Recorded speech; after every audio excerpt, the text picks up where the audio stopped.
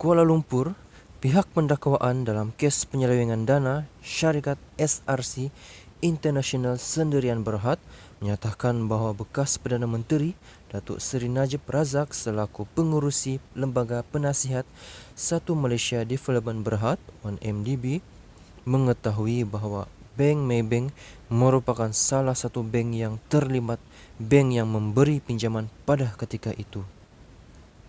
Selain itu juga, sejak 2006 hingga 2014, kumpulan Maybank dalam laporan tahunannya telah mendedahkan kepada umum bahawa Hakim Datuk Muhammad Nazlan Muhammad Ghazali yang mendengar dan memutuskan Najib bersalah atas tuduhan penyelewengan dana RM42 juta SRC International merupakan peguam dan setiausaha syarikat kumpulan Maybank.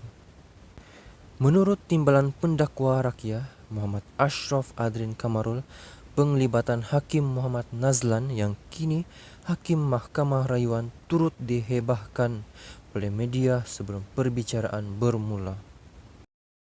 Pemohon, Najib, mengetahui kedudukan Hakim Muhammad Nazlan di Maybank sepanjang perbicaraan dan tidak membuat sebarang bantahan terhadap Hakim Muhammad Nazlan mendengar perbicaraan itu. Pemohon tidak menunjukkan sebarang konflik kepentingan di pihak Hakim Muhammad Nazlan apabila beliau mendengar perbicaraan kes SRC, kata Muhammad Ashraf. Timbalan pendakwa raya itu berkata demikian dalam affidavit jawapan terhadap permohonan notis usul yang difailkan oleh Ahli Parlimen pekan itu pada 6 Jun lalu, memohon agar perbicaraan penyelewengan dana RM42 juta milik SRC International dibatalkan sepenuhnya atau dibicarakan semula.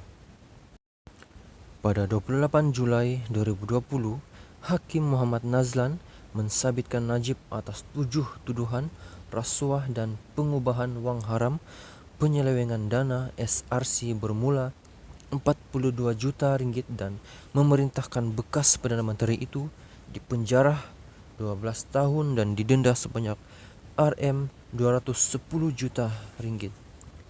Pada 8 Disember 2021, panel 3 Hakim Mahkamah Rayuan seberat suara menolak rayuan Najib dan mengekalkan keputusan berhubung sabitan dan hukuman yang dibuat oleh Mahkamah Tinggi Kuala Lumpur. Selain itu, Muhammad Ashraf menyatakan dakwaan Najib tidak lain dan tidak bukan hanyalah suatu tipu muslihat untuk mengisytiharkan perbicaraan SRC International terbatal. Najib mengakui mempunyai akses dan pengetahuan berkenaan siasatan SPRM berkaitan dengan 1MDB yang mana ia tidak relevan kepada perbicaraan kes SRC International. Perkara-perkara yang tidak relevan kepada rayuan ini yang dikaitkan kepada seseorang yang bernama Michael O'Lau adalah keterangan dengar cakap dan tidak boleh diterima masuk dalam apa jua perkara yang tidak berkaitan dengan perbicaraan SRC International, katanya. Muhammad Ashraf dalam affidavit itu turut memberitahu pengetahuan yang dikatakan pada Hakim Muhammad Nazlan berkenaan pinjaman oleh 1MDB tidak menghalang Hakim Muhammad Nazlan daripada membicarakan kes SRC International. Saya menyatakan tidak ada konflik kepentingan ditunjukkan dalam Hakim Muhammad Nazlan mendengar perbicaraan SRC International. Permohonan tidak menunjukkan sebarang pertalian antara dakwa, pemohon dan pertuduhan jenayah yang dibicarakan oleh Hakim Muhammad Nazlan. 1MDB dan SRC adalah entiti undang-undang yang berbeza. SRC beroperasi secara berasingan dan bebas dari 1MDB pada semua masa material, ujar Muhammad Ashraf. Tambah pendakwa raya itu, Najib sekadar membuat spekulasi bahawa beliau mungkin mendapat satu penghakiman yang memihak kepadanya sekiranya Hakim Muhammad Nazlan mengundur diri daripada membicarakan kes penyelewengan dana SRC International itu. Keterangan yang amat banyak yang dikemukakan semasa perbicaraan telah membuktikan kes pendakwaan terhadap Najib melampaui keraguan yang munasabah.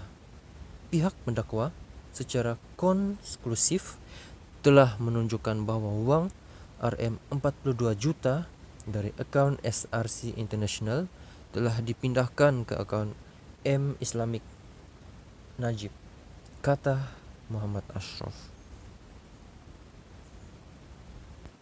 Oleh yang demikian, pihak pendakwaan menyatakan notis usul yang dikemukakan oleh Najib tidak mempunyai seberang merit dan pemohon juga telah gagal untuk memberikan justifikasi yang diperlukan bagi membolehkan mahkamah menggunakan budi bicaranya untuk membenarkan pengemukaan keterangan tambahan. Oleh itu, saya dengan rendah diri memohon agar permohonan yang dipohon oleh pemohon dalam notis usul tersebut ditolak, ujar pendakwa raya itu.